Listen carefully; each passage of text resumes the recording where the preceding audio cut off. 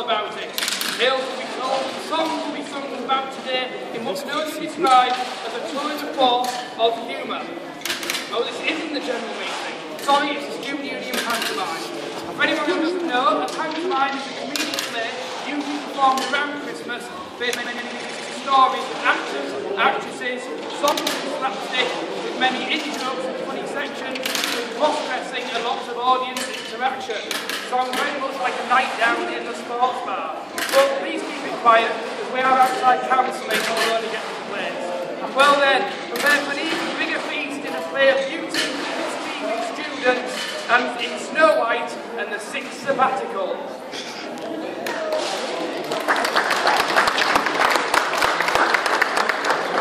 Sorry, it seems that some of the Sabs couldn't make it, so instead, may we present Goldilocks and the Three Bars.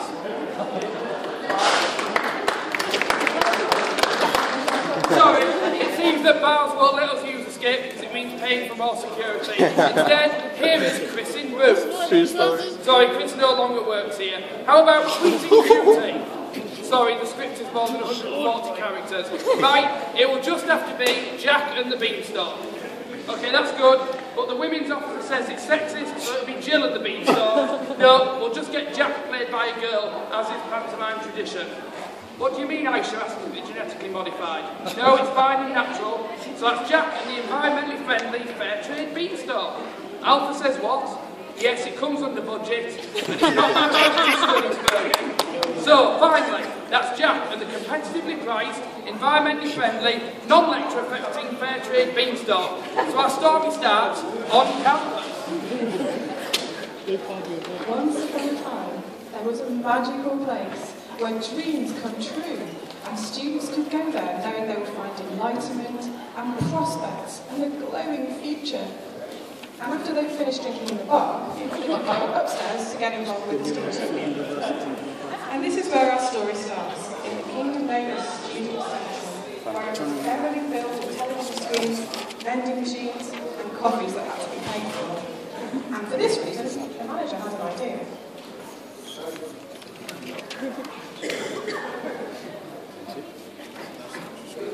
Now everyone, I have a problem. Sorry, no, we have a problem. Ever since this coffee shop has opened, everyone's been spending the money in the coffee shop, and the budget is gone. We can no longer afford to fill up our biscuit tin. It's for this reason I have to go to Kirkgate Market and purchase a magic coffee cow. No longer will we have to buy the coffee, but we can make our own from this magic cow. Oh my God. Oh, what?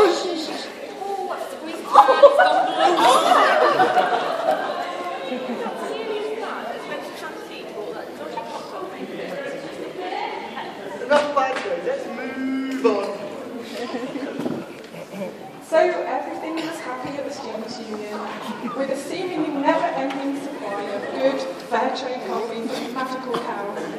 Students were dealt with swiftly at the Advice Centre, FMD sales were up, and Heather got a gold award in her Pilates for keeping her legs open. However, like any great resource, it soon became exhausted, after David from the Advice Centre reached the 10th week in a row of his 30 espresso a day habit.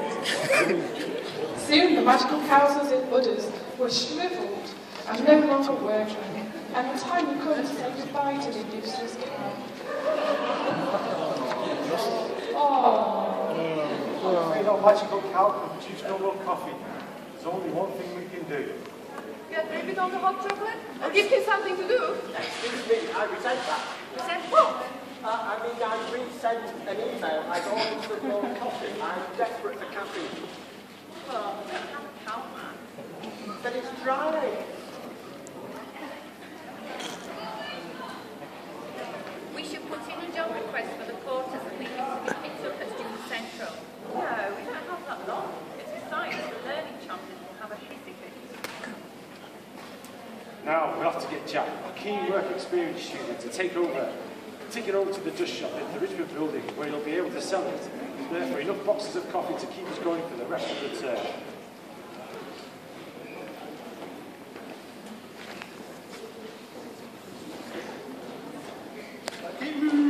Right, I'm on my way. Hello, boys and girls. And so Jack headed across the campus, past the doors that never work, and around all the building sites, and towards the Richmond building, passing by the Green. There he met Dave Houston, keeper of the beans. Ah, Jack the Flower, how are you? I love Dave Houston. Though if the world does end tomorrow, this will be the last thing I see. Oh. But are you okay? You look tired. Yeah, it's me age. I'm not the spring chicken I once was. I feel like I'm putting the men into menopause. Oh, my enthusiasm. Plus, I was kept up all night by loud talking of environmental policies coming from student flats. Ah, that'll be the Green Party. I have to say, I do love your dress, even if it looks like it's more inflated than the price of a parking permit. And that's nice too. How did you get it? Well, I wanted more than a tutu. I should have spent more time in lectures working on my degree instead of dressing in women's clothing. Oh! What's the matter? I just realised I haven't got my joint membership for the gym. Houston, do we have a problem? No, it's fine. All you need to do is go to uni and sign up with Katie. She should be able to help. Or die. Well, that's not very nice. No, die. She works for reception. If not, Jim will fix it for you. Is that really a good idea?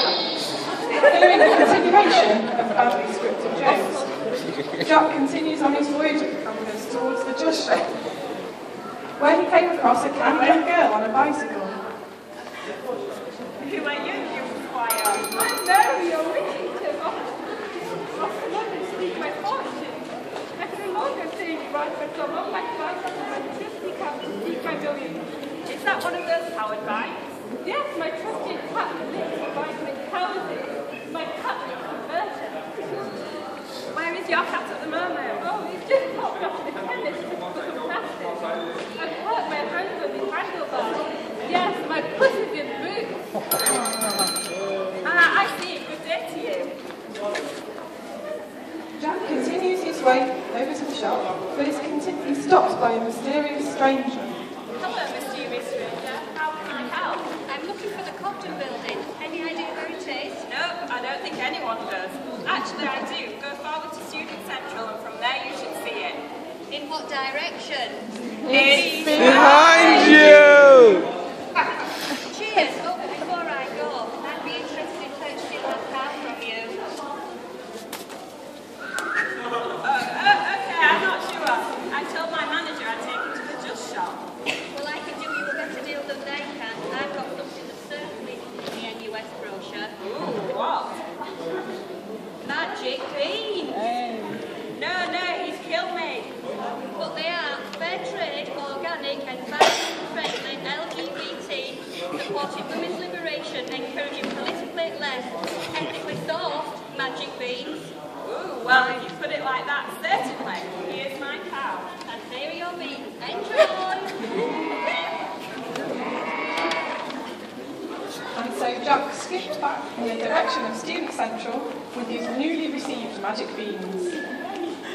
He did have time to wave hello to Sinbad the Sailor aboard the good ship School of Health, and the Pied Piper of Horton trying to get all the rats in Bradford out using a whistle, failing miserably, before popping for a quick session of karaoke at the local tavern, but leaving when everyone starts singing really badly.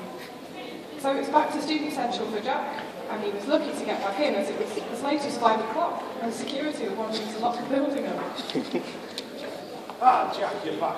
Did you sell that cow? I did, and I got 3 magic beans for it. 3 magic beans?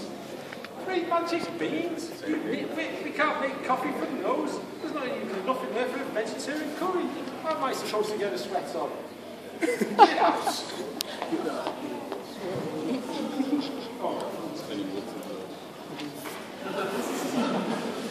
We'll never get any work done around here now. It's not long before the paper is left unpublished, food is left unbooked, and printing left unprinted. Oh, it's chaos around here. We still haven't done all our jobs, and it's just past midnight. Oh, the minibus has turned back into a pumpkin. The student learning champions into mice, and my glass slippers back into slippers.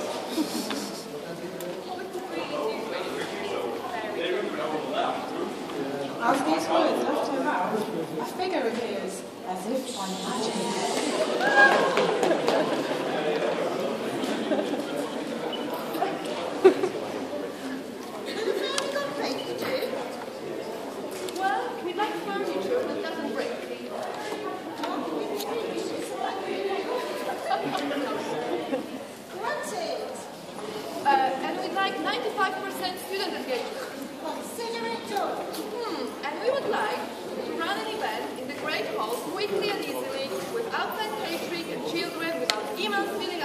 in boxes. Sorry, but that's even beyond my powers. But I can make your magic beans grow. I bet you can.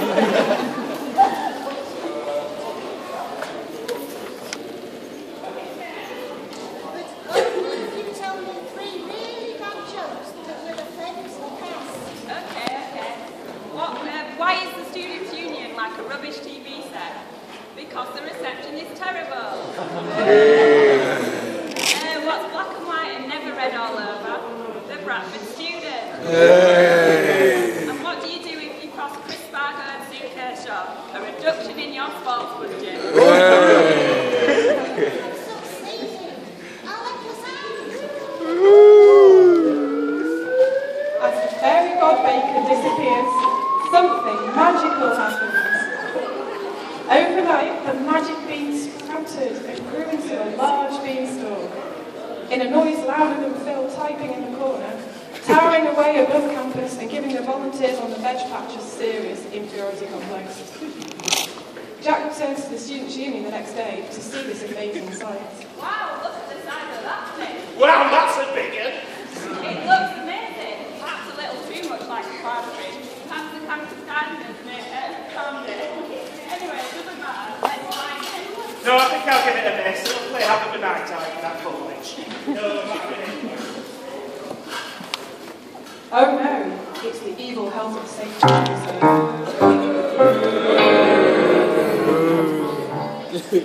I don't think so, Sonny. Have you filled a risk assessment in for climbing the beanstalk? No. I mean, look at the size of it. I don't suppose it's flame-proof or one moment. And by the look of it, there's no secondary fire escape. It's a disaster just waiting to happen. What about the line of sight for the giant's castle? But it's pretty solid beanstalk. Look, it's made of pipe cleaners, tissue paper and wood. But has it been flame-proofed? Passed through the Student Central Use Committee? Are these beans producing non-competing against what the shop is selling? Don't worry, I had a bucket of water here to put out any fires. Whoa! Sorry about that. Just take them the tomato soup to the kitchen. Oh! That's one of us custard pies tonight. Oh no, my shoelaces are undone.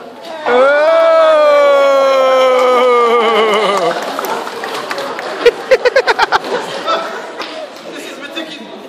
Hey, it's so unfair. Oh, you! Great, now I can climb up the stop and see what's up there. Wow, I can see loads from up here. There's a gigantic hole of Bradford, there's the construction of Bradford College, and there's what's this? Book and final sale in Student Central. Good grief, these signs get everywhere.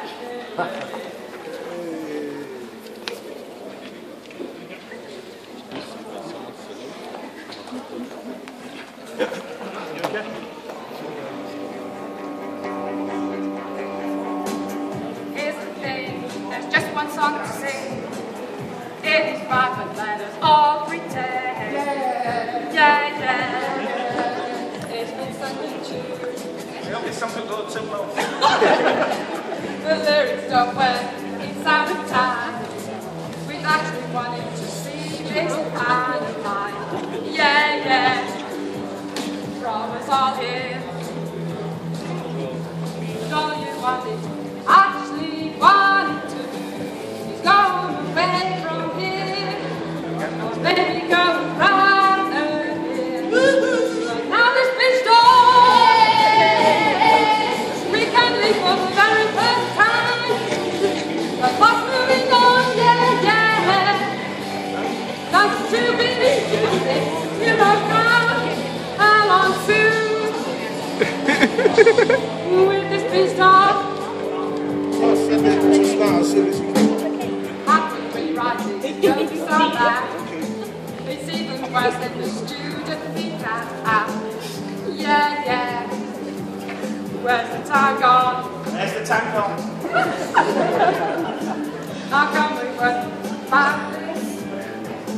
The jokes are ready, taking the piss.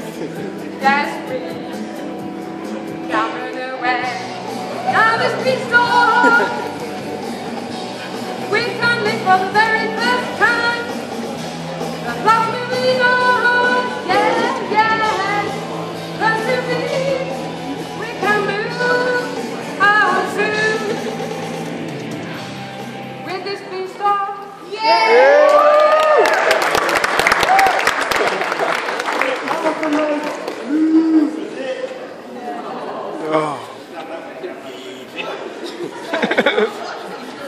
Jack continued to climb this beanstalk, aware that he had not filled in the correct risk assessment and that any moment the health and safety officer could appear to tell him that he couldn't do it.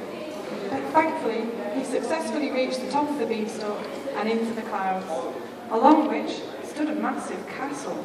Wow, it's Mark Cleary's retirement home. No, the other castle. Oh, I wonder what's there. Jack enters the castle and has a look around. There he finds various suited men and women at a table. Who are you, little boy? I'm Jack from the university. Are you here to negotiate the subvention? I suppose so. We don't really get enough from the university. It's just not large enough. Oh, yes it is. Oh, no, it isn't. Oh, yes it is. Oh, no, it isn't. Oh, yes it is. Oh, no. Why, No, it's not enough. But before the man can give Jack the subvention, there's a loud rumbling. We shouldn't give that money to the SU, be they here or be they there. Oh, isn't it fun to listen to run air? Luckily for Jack, the evil financial giant has got distracted by student radio, allowing him to escape with the bag of money. Yes, there's enough to run 3 attendees of fashion shows to pay for 1 furlough to finally buy some new stupid diving horses. A few hours passed, and Jack decided that he should head back up the beanstalk to see what else he could find. He reappears back in the castle, hurrying before it closes due to the removal of the 24-hour access to the castle due to those budget restraints. What in the name of Tom's in Little is this? Wait, this isn't an ordinary hen. It lays golden parking tickets. Finally, we can park anywhere we like on campus without having to wrestle passes off security. Who said parking permits were as rare as hen's teeth? But then the hen bites Jack, and that invalidates that hope. Be quiet, old friend. This little boy's grabbing my head. Drat, he's on to me. Forget the golden hen. What about the golden crow that lays print cartridges? That's useful. B5 pro. This little lad's now grabbing my crow. Fine, what about a magic duck that lays golden minibus for? B5 pro. Okay, that's not this money. Jack headed quickly back down the beanstalk with the hen. But curiosity soon got the better of him, and he was back up the beanstalk for a 3rd time. Now, what else can I find? A magic story to store all the rubbish we can never find a home for? No, what's this? A magical guitar that plays by itself. Think of all the money we could save at FND. Does it play Gangnam Style? Bloody hell, that little lad's back up here again. He's up more time than some of the member society's execs. B5 Hey, sexy lady! Banner style!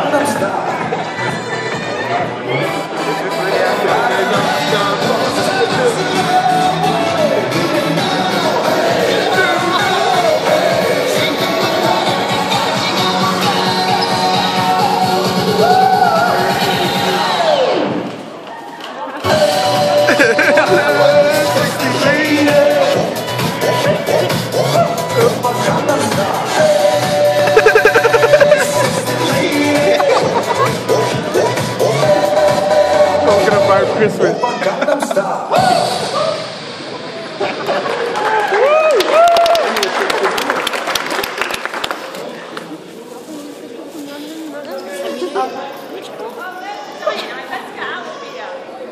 But instead of escaping faster than a member of council after 3 hours discussing a motion, Jack was being chased by the financial giant, who begins to follow him down the beanstalk.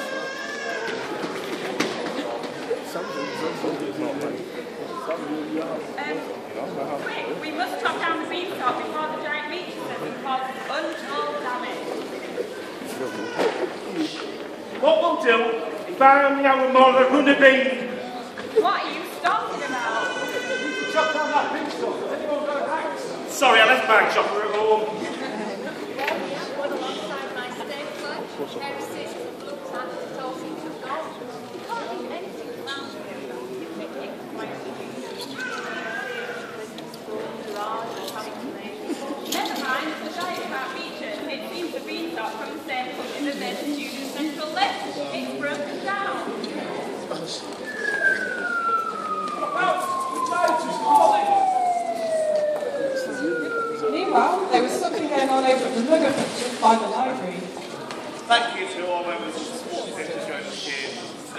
finally opened up for muggers. I know what promised that they'll be open in September. What's the end product that matters? I'm not about to announce the mugger pictures up. Look, there's a man at the start with the calculator. Oh, you've got to be kidding! And with a large smash, the mugger pictures are destroyed by a dazed Dr.